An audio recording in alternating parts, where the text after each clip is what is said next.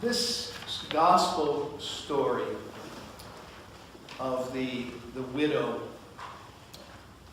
is usually used to highlight the giving that this woman carried out because of her love for God. But some of the scholars say that if you read that in context with what comes next in the gospel that we didn't hear this morning, you see that what Jesus is driving at is something quite different. And what happens beyond where we read today is that the apostles begin to talk about the temple itself and how wonderful it is and how beautiful it is, and with the various precious stones that have been incorporated into the facade and how it's been decorated and all of that. And then Jesus says, but it's all going to be torn down. And they kind of look at him and they wonder when this is going to be. And he doesn't tell them exactly, but it's one of those predictions about the temple being destroyed that Jesus gave as a reminder that the end times, as far as his preaching was concerned, was near. And so, what Jesus really is doing is saying that the scribes in particular, were very good at telling people what it was they should do. And they were even better at projecting guilt on people about how they ought to give. And particularly because they would say, if you are poor, you are condemned by God. Because either you or somebody in your family did something wrong once upon a time, and that's why you're destitute. Or that's why you were left widowed. That's why you don't have 2 cents to rub together. But if you're rich, you were blessed by God. That you are going to always be blessed by God. And you have nothing to fear. So Jesus observes this process going on of these people who are well off, and you can just see by the way they were dressed, and throwing all this money in at the temple. And all of the money boxes or money pots or whatever we want to call them had long funnels attached to them that were made like trumpets. So that when you threw your money in, because it was all coinage that went in, it would make noise. And of course, if you threw a lot in, it would make a lot of noise. The poor widow who puts in these 2 little coins that are worth about a penny, when she threw hers in, if it made even a plunk that anybody would hear, it was, would have been a lot of noise. And so, he's not commending her, per se, for what she gave out of her want. He's making this observation because he sees how things have been distorted. Jesus isn't against the temple after all. It's God's house. Jesus is not against people wearing robes, because all of them did wear one kind or another. Jesus isn't condemning the fact that people give for the support of the temple, because he understood that it had to be maintained. But it was the reason that people gave and the kind of attitude that had been formed, they had been formed in, particularly by the scribes and the Pharisees and the other religious leaders, that would lead somebody who needed what she had to live on to give that away. That doesn't mean that God didn't take care of her, but she was taking a tremendous risk because she's a widow. And most of the time, widows, unless they had been provided for in some way by their husbands, perhaps by somebody else in the family. They were among the most vulnerable in the society at the time, like orphans. You know, we hear over and over again in the Old Testament, particularly God's care for widows and orphans, because those were the two groups that were most vulnerable to exploitation and really to illness and premature death. So Jesus is letting them know that this state of affairs is wrong. It's wrong because it's bilking people out of their money. It's because they have been brainwashed almost that this is their way of buying their way into the final observance of the law. And it is wrong, and it should not be happening this way. And this will all come to be seen once the temple is destroyed. So that's not a very encouraging message that Jesus is giving. And certainly when we're in our stewardship season, this is not the kind of message you want necessarily to hear. But again, why would we give? Why do we want to support the church? Is it out of a sense of obligation only? Is it out of a sense of guilt, perhaps? Or is it because we want to give? Some of us give from our want. Some of us give from our surplus.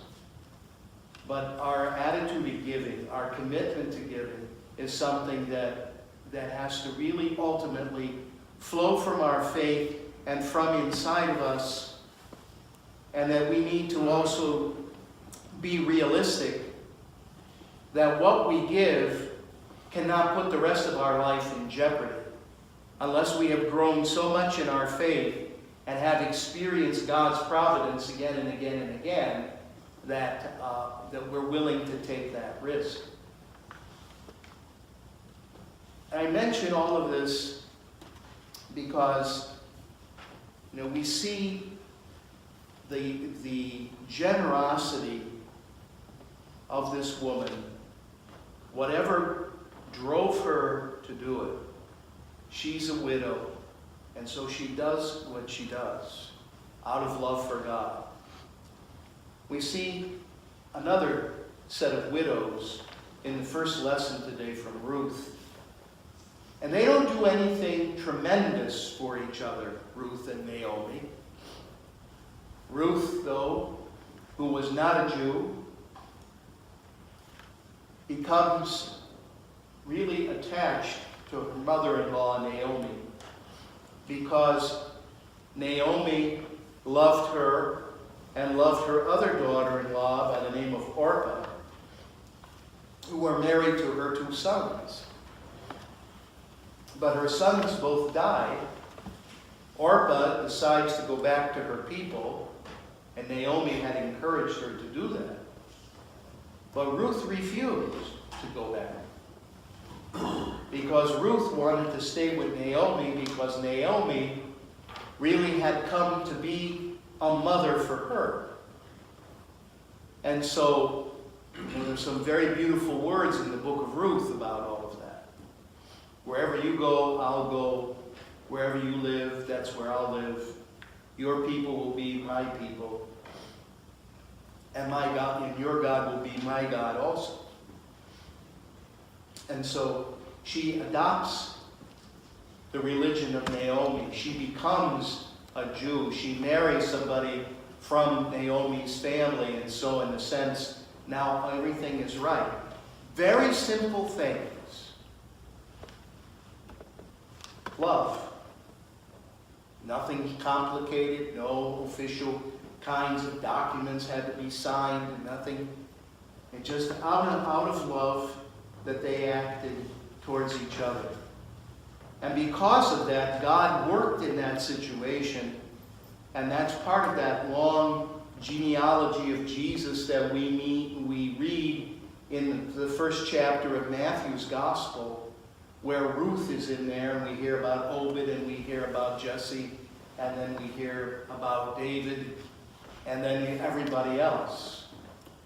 But through that very small action, this great thing came about, our salvation. And perhaps really that's the whole message for today. That rather than feeling coerced to give, or feeling guilty that we can't do more, or anything like that, whatever the circumstances are, not just with money in church, but sometimes you might really want to help your own children, but you don't have as much as maybe you once did to be able to help them. Or maybe you really like to help some group in need, but you know that that's not going to be something you can do over a long period of time.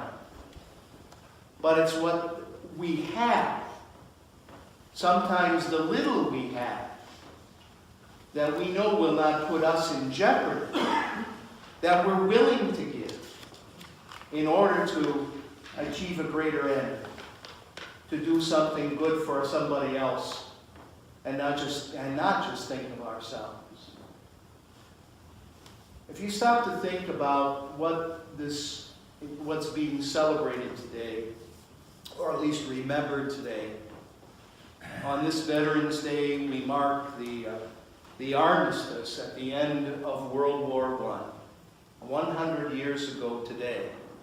At 11 o'clock today, the weather sirens are going to go off here in town as a remembrance of that, the 11th hour on the 11th day of the 11th month when the armistice was signed. And if we think about that particular war, it really was a war that didn't end all wars like it was talked about. But it was a war that showed that the gift of an individual life could be that thing that would move the hearts of others to continue to give of themselves. Every war is like that. But it's a reminder to us of the preciousness, the significance of every human life. And how even in war, that willingness to give of oneself is an act of love. No one who dies in a battle necessarily is a hero. Not everyone is a hero.